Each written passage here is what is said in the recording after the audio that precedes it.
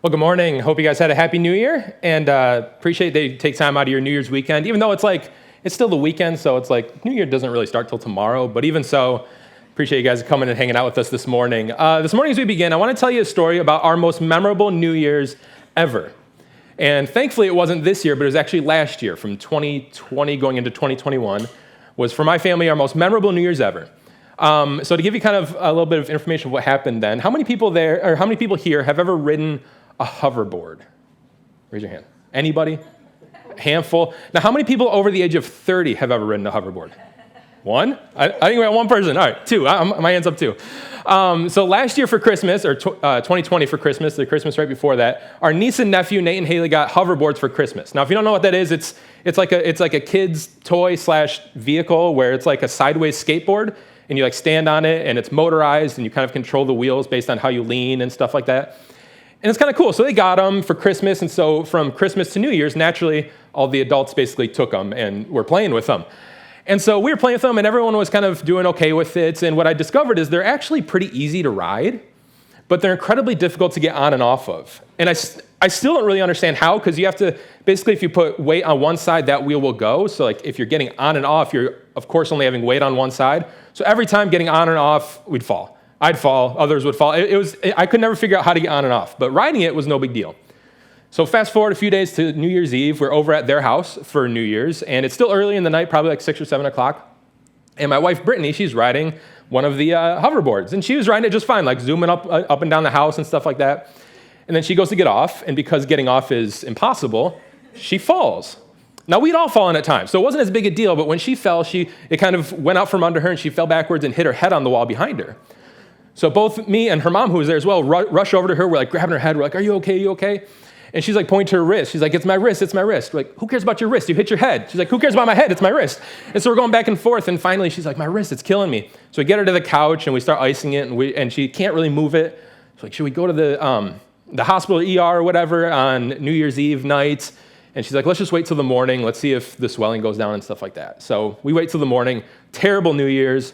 She didn't get an ounce of sleep. She's just in pain all night. So the next morning, we're like, okay, it's time to go to the doctor. She's like, let's wait another day or so, see if it goes down. So we ended up waiting until January 3rd. And by January 3rd, she still can't move it, still in a ton of pain. We're like, okay, enough is enough. It's doctor time. So we went, got an x-ray. Lo and behold, she had broke her wrist in 3 places. She had broken 3 bones in her wrist. So great start to the new year, right? It's like no matter what you want to do with your new year, no matter if you're a resolution person or not, or if you're a goal-setting person at the beginning of the year or not, no matter what, January 1 always feels like it's time for a fresh start. Like it always feels good. It's always time to do something new. And no matter what her goals for the year were, resolutions for the year, starting the year off breaking your wrist, having to go through a bunch of physical therapy, doing all these things, was just not the way she wanted to start the new year. We had our son at the time. He had just turned 1 a few months before, and the doctor told her, she's like, you can't hold any more than like 2 pounds or something like that, or 5 pounds with either hand. We're like, well, that's ridiculous. We have a baby. But still, she couldn't really hold him as much as she wanted to, and he didn't understand that, obviously, so he wanted to be held. She wanted to hold him. Everybody's crying. Like, it was a mess.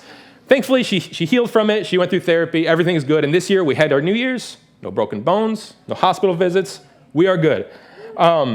But regardless, last year where we were, regardless of what she wanted to do with her New Year's, she had to rethink it starting January 1st. Everything changed January 1st. And so that's what I want to challenge us with this morning. This morning is we're looking at this new year, whether you're a resolution-setting person or not, whether you're a goal-setting person or not, I want to challenge us to look at this new year in a little bit of a different way and to look at how we can spend this new year focused on God instead of focusing on ourselves. So this morning we're going to be in the book of Deuteronomy. So if you've got a Bible with you, go ahead and open it up. If you don't have one, there's a black one in one of the seat backs in front of you, and the page number for that black Bible is up on the screen. We're going to be in Deuteronomy Chapter 6, and we're going to be looking at this prayer that is, it's a command and a prayer that's given to the Israelites in Deuteronomy. So as you're turning there, I'll give you a little bit of context for what we're reading this morning. Deuteronomy, it's the 5th book in the Bible. It's the last book of the Torah. And basically what had happened so far, a little 2-second recap of what's going on in the story so far. We have the Israelites, who are God's chosen people, and they were enslaved and in bondage in the book of Exodus, and we read about God delivering them from that bondage, and they escape Egypt, and they wander in the desert for a long time, and long story short, they turn away from God time and time and time again. That God continually holds up his end of the deal, holds up his promise, protects them, but they don't hold up their end, and they continually turn away from God. And so what we find is that God had this promised land, this land that was promised to the Israelites, and this previous generation had disqualified themselves from entering it. And so as we get in Deuteronomy, what Deuteronomy is it's basically recapping the story so far. This is Moses, this is a series of speeches from Moses to this new generation of Israelites, kind of recapping the previous generation, recapping what's happened so far, and then warning them and telling them how they can act in a way that is not going down the same path as their parents did. So in the previous chapter, in chapter 5, we got Moses giving the 10 Commandments again. And then in chapter 6, we're going to pick up today, Moses gives us what's become known as the Shema. And what this is it's this prayer that's been prayed in the Jewish faith ever since then. And so what we're going to do is we're going to read through it, and then we're going to come back to it. We're going to read through it a handful of times this morning, but we're going to talk about how we can actually embody this and how we can live this out in our lives today. So we're starting in Deuteronomy chapter 6, verses 1. The first few verses are kind of an introduction to what we're reading. So starting in Deuteronomy 6, verses 1, this is Moses talking, and he says this. He says, "This is the command, the statutes and ordinances the Lord your God has commanded me to teach you, so that you may follow them in the land you're about to possess." So Moses is telling them that God has commanded him to teach him these things. And then he continues in verse 2. It says, "Do this so that you may fear the Lord your God all the days of your life by keeping all his statutes and commands I am giving you, your son, and your grandson, and so that you may have a long life. Listen, Israel, and be careful to follow them so that you may prosper and multiply greatly, because the Lord, the God of your fathers, has promised you a land flowing with milk and honey." So Moses is just telling them the importance of what he's teaching them, basically saying, pay attention, you need to listen to what I'm about to tell you. Then we get to verse 4. This starts what's become known as the Shema. Verse 4 and 5, it says, "Listen, Israel, the Lord our God, the Lord is one.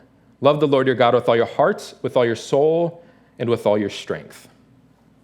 So these two simple little verses have become known as the Shema, and there's even still to this day, they're prayed daily in the Jewish faith. And if we continue reading in verse 6 through 9, Moses kind of continues and tells us the importance of these two verses, why these two verses matter, what we should do with them. In verse 6, he says, "These words I'm giving you today are to be on your heart. Repeat them to your children. Talk about them when you sit in your house and when you walk along the road, when you lie down and when you get up. Bind them as a sign on your hand and let them be a symbol on your forehead. Write them on the doorposts of your house and on your city gates." So you can see from these verses how important this is to Moses and to God. He's telling them, repeat these words. Don't just don't just hear what I'm saying, but repeat them. Repeat them to yourselves. Memorize them. Repeat them to your children. Think about them constantly. Make them a part of your daily life. He says, let them be a symbol on your forehead. This is the translation we read. Other translations say between your eyes. And what he's saying is this principle, these words, they should guide the action and vision of every part of your life. Everything you do as followers of God should be guided by this principle of making the Lord your God, of loving the Lord your God with all your heart, with all your soul, and with all your strength. And what's interesting is this isn't just a command given to the Israelites alone. If we look in the New Testament, we actually see Jesus repeating this. We actually see it repeated a few different times in the New Testament, but specifically in the book of Mark.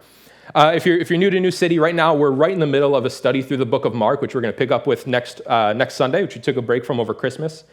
But if we look a little further in the book, we aren't quite there yet, so a little bit of a spoiler alert of what's about to come.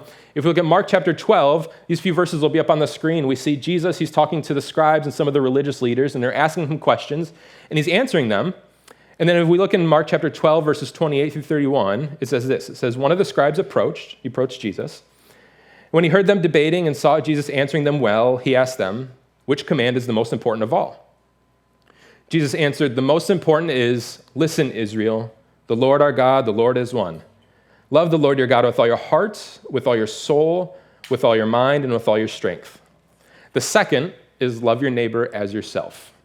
There's no command greater than these.'"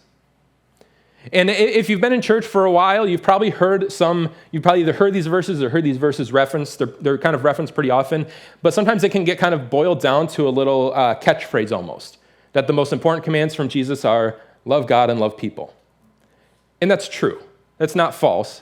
But it kind of diminishes what Jesus is saying here. Because he's not saying love God in the same way that you love your neighbor.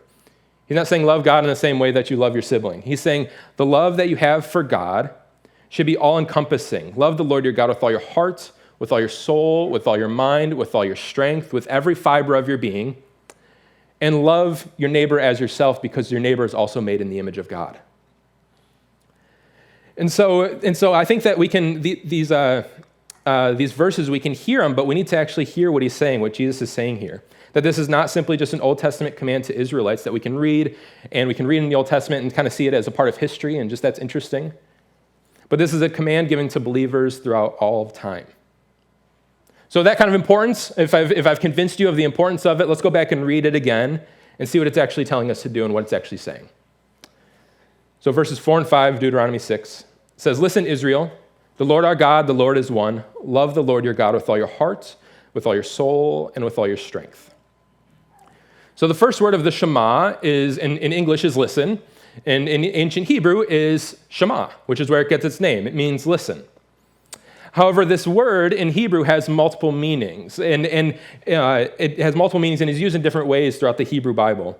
So when we read Shema, or when we read it here, we read listen, but when Moses would have been using it, he would be basically saying to both listen and obey. That the word Shema is basically saying listen, but also respond to what you're hearing. In fact, there's no ancient Hebrew word for our modern word of obey. So when you would want to tell somebody that you'll listen to what they say, but that you'll also do what they say, you would use the word Shema. In fact, in some places of the Old Testament, you actually see the phrase Shema, Shema. So he's saying, don't just hear what I'm saying. Don't just sit there. This isn't just a lecture I'm laying on you, but actually act upon what you're hearing.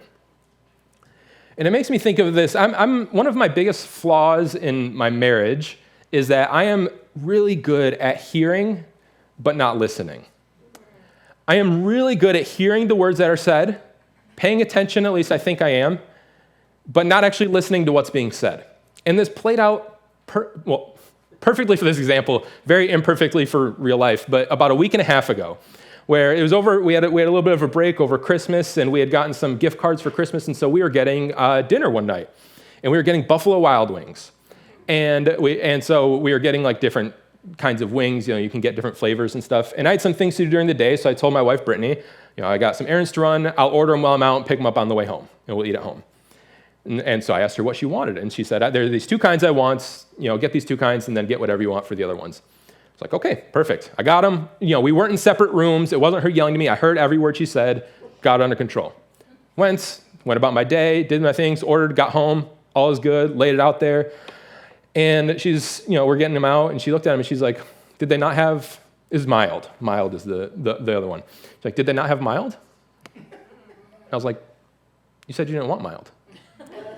She's like, no, I said I did want mild. I was like, no. And I had created this whole story in my head where I was like, no, because I remember you said that you like it, and I had responded that I don't really like that one, so if you want it, I'll pick it up for you, but don't get it just for me. So if you want it, that's cool. And then you said, don't get it. And she's like, no. I said, okay, then get it. Like, it was the exact opposite of what I heard. And it just, it blew my mind that I had heard exactly what she said. I listened exactly what she said, but what I heard was the exact opposite of what was reality.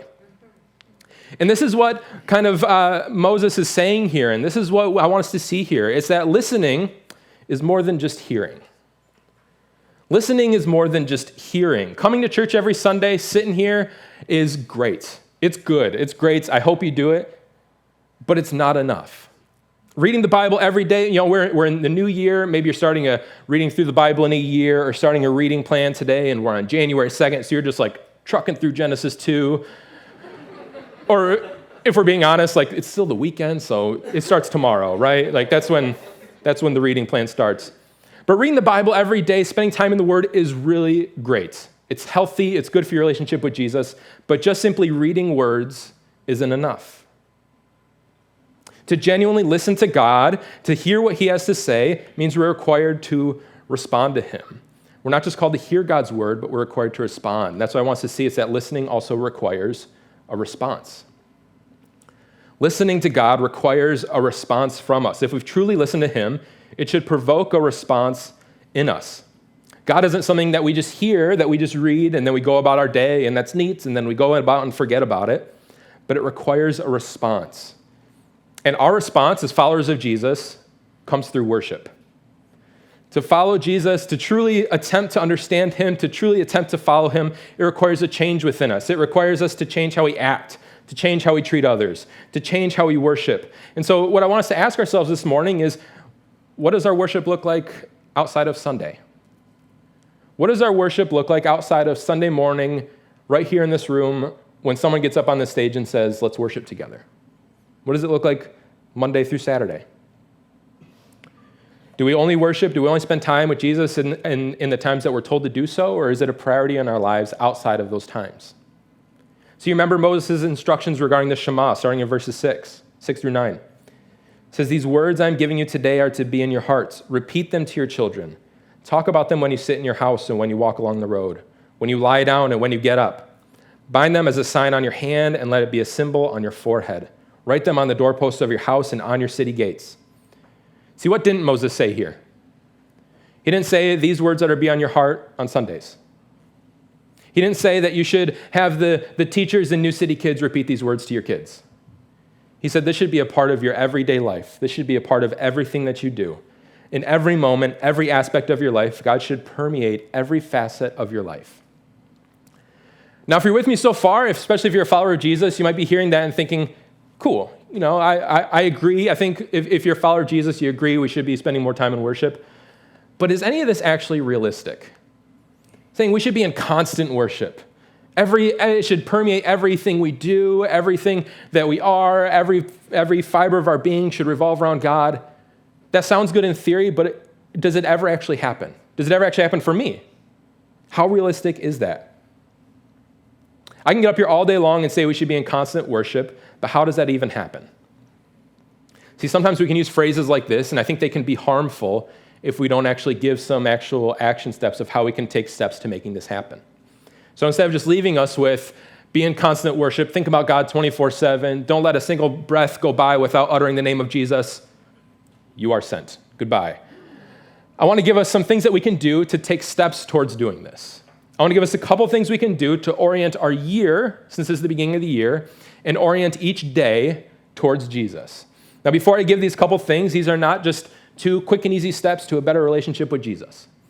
These are not just 2 things to do to have a better year and in and out on your way. In fact, you could do the things that I'm going to mention, and your relationship with Jesus could change 0%. Because if we do these things just as empty actions, you could technically check them off a box and do them, but it's not going to mean anything. But if you want to genuinely grow closer to Jesus, then I have a couple ways that we can start this year off by doing that. Now, this is not by any means an exhaustive list. There are other things we can do as well, and these aren't the only things that matter. But I have 2 things, one way that we can start a year off and one way that we can start each day off.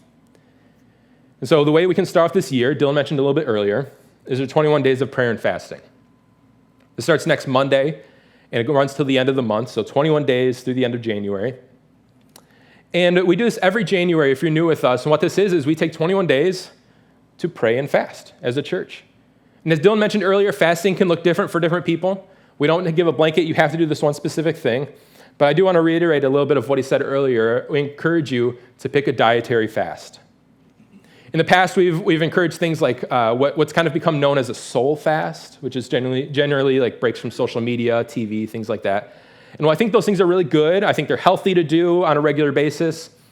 My understanding of it, I don't think that really lines up with my understanding of what a fast is. Because my understanding of what a fast is it's taking a need, which is like food, removing it from our lives so that instead of depending on that thing, we depend on God. And things like social media, TV, stuff like that, it's good to take breaks from them. It's healthy to remove them from your life for a time, but that's not removing a need. And so I encourage you, whatever it is, we're not going to give you have to do this one thing, but if you decide to join us with this, pick a dietary fast. It can be removing a certain meal of the day every day. It can be removing a certain food group. It can be a complete fast if you're able to. But I encourage you, pick a dietary fast. Join us starting next Monday. A couple things, little pieces of advice I'll give you when kind of looking, as we're entering into this week going towards this fast, is as you're picking what you're going to fast from, if you decide to join us, I encourage you not to pick a fast that'll help you meet your health and fitness goals. We do this at the beginning of the year, so it's really easy to line up with, I want to get in shape at the beginning of the year, I want to lose weight, I want to get ripped, and the church is telling me to stop eating, so win-win. Like, do this, and at the end of the day, get in shape. And hey, if you come out of January and you're just ripped, then good for you. But that's not the point. And so I encourage you, don't just pick something because it's going to help you meet a certain goal, but actually pick something that'll be a sacrifice and help you grow closer to Jesus. And then last thing I'll encourage you regarding this 21 days of prayer and fasting is don't let this accidentally turn into 21 days of fasting and forget the prayer part. I've done this in the past, and it's very easy, especially if you're not someone who fasts often or if you've never done it before. It can be really easy to just be focused on the fasting part, especially this week as we're leading up to it. Sometimes it can be a little daunting if you've never done it before, and you're just kind of focused on, sometimes it can be painful, focused on that, and you get through the whole thing, and maybe you succeeded in the fast, but realize you came out of that, and then your prayer life didn't change at all. It's very easy to accidentally let that happen. So I encourage you, make sure that this is 21 days of prayer and fasting, not just 21 days of fasting. If you remove a meal from your day, from these 21 days, replace that meal with prayer. If you remove a food, replace that food with prayer. Make sure that your prayer life is changing over this 21 days. And this is how we can start our year off, orienting our year towards Jesus. That's how we can start our year off. And then the second thing I'll give you, the way we can kind of start each day that I'll encourage you to do, is to recite the Shema daily. Those few verses we read, we'll read them again in a few minutes, to recite them daily. Now, depending on the tradition you grew up in, your faith background, I get for some, reciting a prayer may seem weird. Maybe something you've never done before. It may seem impersonal if it's not something you have experience with. But we can see this repeated throughout the Bible. We can see Jesus and some of the apostles using this in their writings and in their letters, and we can see that this wasn't something that was just kind of given flippantly, but it was actually given to repeat and to memorize and to actually live out each day. And so I'm going to challenge you, even if that makes you a little uncomfortable, if you want to spend each day, if you want to start your day growing a little closer to Jesus, I'm going to encourage you to get uncomfortable. To do this, even if you think it's a little weird, to do this, even if you think it's not something you're familiar with, but to start off each day reciting this, and not just reciting it as an empty phrase, but reciting it because you genuinely want this to happen in your life. At the end of the service today, we're going to give you a tangible reminder to take with you that you can put on a mirror, that you can put in a place that you'll see, that'll actually help you remember to do this and help you start each day focusing on Jesus instead of focusing on ourselves. So why do we do all this? Especially if you're new to the church, if you're new to this stuff, why do we fast? Why are we saying don't eat for 21 days, or don't eat dinner for 21 days? Or why are we saying, hey, repeat this prayer that was given thousands of years ago? This is all kind of weird. Why do we actually do these things? What these are forms of worship. These are ways that we worship God. Worship isn't simply the time in our service when we sing. Singing is obviously part of worship, but that's not the only part. And so this word worship is thrown around a lot in church, and so if you're unfamiliar with it, with what it is, I want to give a little definition for you. Worship is simply our response to God for who he is and what he has done. It's our way of responding to God for who he is and what he's done. We do these things in response to God, who did so much more.